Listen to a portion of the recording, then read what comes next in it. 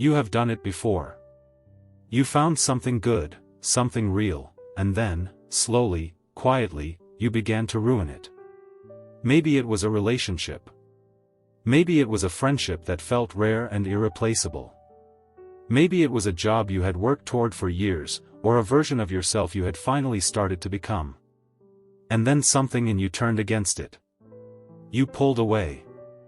You picked fights over nothing. You self-sabotaged so skillfully that, looking back, it almost seems deliberate. But here is the part no one tells you: it was deliberate. Not consciously. Not cruelly. But somewhere beneath the surface of who you think you are, something in you decided that beautiful things are dangerous. And that decision has been running your life ever since. This is not about weakness. This is not about being broken or unlovable or fundamentally flawed in some way that cannot be changed. This is about a pattern so deep inside you that most people never find it, a pattern written into your nervous system before you had the words to name what was happening. And the ones who do find it, the ones who finally understand why they destroy what they love, they stop being victims of themselves. They stop waking up surrounded by the wreckage of things they never meant to lose. They start to author something different. So let us go deeper. Carl Jung spent decades mapping the architecture of the human psyche. And what he found was not a unified self, clean and rational, making thoughtful decisions from a place of clarity and intention.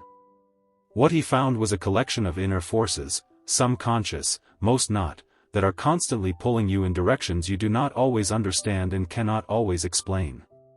He called one of these forces the shadow. But there is another force, quieter and more insidious, that operates just beneath the threshold of your awareness.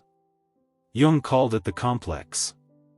And you have one built entirely around love, closeness, and the terrifying possibility of being truly seen. Here is how it forms. At some point in your early life, probably before you had the language to name what was happening, you learned something about closeness. You learned that it comes with a price. Maybe the people who loved you also hurt you.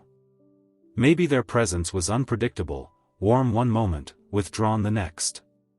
Maybe they left physically, or they stayed but were emotionally absent, which in some ways is worse. Maybe their love was conditional, removed the moment you needed it most, or given in ways that felt more like control than genuine care. You did not decide to believe that love is dangerous. You did not sit down and reason your way to that conclusion.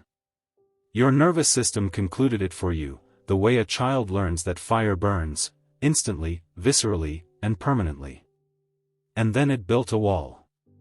And then it hid the wall so well, layered it beneath personality and humor and independence and capability, that you forgot it was there. So now, decades later, something good comes into your life. Something real. A person who actually sees you without needing you to perform. A moment of genuine professional success that reflects who you really are. A version of yourself that finally feels authentic rather than constructed. And your conscious mind is overjoyed. You feel it. The relief, the warmth, the sense of arrival. But your nervous system, the part that learned the lesson before you could speak, that part goes very quiet. It registers the closeness. It calculates the risk. And then it gets to work. The psychologist James Hollis calls this the weight of the unlived life. He argues that most of us are not living our own lives at all. We are living the scripts handed to us in childhood, scripts about what is safe, what is possible, what we deserve, what we are allowed to have. And one of the most common scripts, encoded in millions of people who would never describe themselves as self-destructive, is this: good things end badly. So end them first. This is the core mechanism. When something good comes close enough to matter, your psyche runs its old calculation automatically, without your permission. The closer this gets, the more it will hurt when it leaves. And so the unconscious launches its defense. Not with a dramatic decision you could interrupt. With small ones. A colder tone than you meant to use. A distance you create and then, confusingly, blame on the other person. A choice that, in the moment, feels like freedom or self-protection or simply following your instincts, but in retrospect looks exactly like destruction wearing the mask of independence. And here is the counterintuitive part. The things you destroy most efficiently are the things that matter most to you. The pattern is not random. It has a target. The more something represents the life you actually want, real love, real belonging, real success, real peace, the more urgently the old defensive system responds. Because your unconscious does not distinguish between danger and longing. It only knows that the last time something felt this important, it ended in pain. And it has decided, silently and completely, that it will not let that happen again, even if preventing the pain means destroying the very thing that could have finally healed it. Sigmund Freud called this the repetition compulsion. The unconscious tendency to recreate the original wound, over and over, not to suffer indefinitely but to try, at some level the rational mind cannot access, to finally get it right.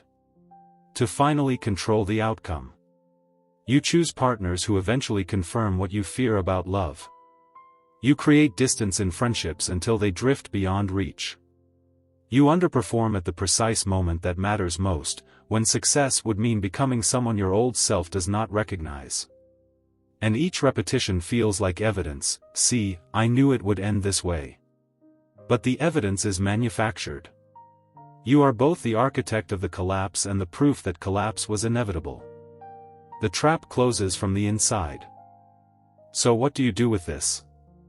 The first thing, and this is where most people stop because it requires a particular kind of courage, is to stop asking why other people keep leaving or hurting or disappointing you, and start asking honestly what role you play in recreating the conditions for exactly that to happen.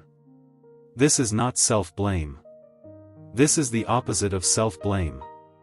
Self-blame keeps you powerless, convinced you are defective in some fixed and permanent way. Self-authorship recognizes that you developed a strategy, once rational, once genuinely protective, that no longer serves who you are trying to become. There is a profound difference between those two positions. One paralyzes you. The other sets you in motion. The second thing is to begin noticing the precise moment the self-sabotage begins. It rarely announces itself with clarity. It shows up as irritability without a traceable cause. It shows up as the sudden need to have a very important argument at exactly the worst possible time. It shows up as the version of you that becomes cold, or chaotic, or strangely unavailable, precisely when warmth and presence and steadiness are what is actually needed. When you catch yourself moving into this state, the question is not what is wrong with me. The question is this: what is my nervous system afraid is about to happen? What does this amount of closeness remind it of? That question changes everything. And the third thing, the one Jung would return to again and again across a lifetime of clinical work, is integration. Not the elimination of the fear. Not a forceful decision to simply be different starting now. Integration means letting the defended, frightened, self-protective part of you finally enter into honest conversation with the part that genuinely wants connection and success and peace. It means understanding, at a level beneath the intellectual, that the wall was built by a version of you that needed to survive. And that you are not that version anymore. You have more resources now. You have more capacity. You can tolerate more closeness than you once could. You can withstand more vulnerability than the child who built those defenses ever imagined possible.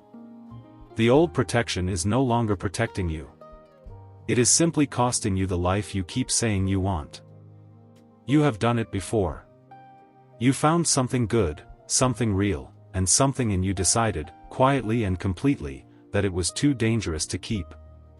That decision made sense once. It kept you intact when staying intact was everything. But you are not who you were when that wall first went up. And the things you are destroying now, they are not the things that hurt you then. They are the things that could finally give you what you have always wanted. The only question left is whether you are willing to stop protecting yourself from the very things that could heal you.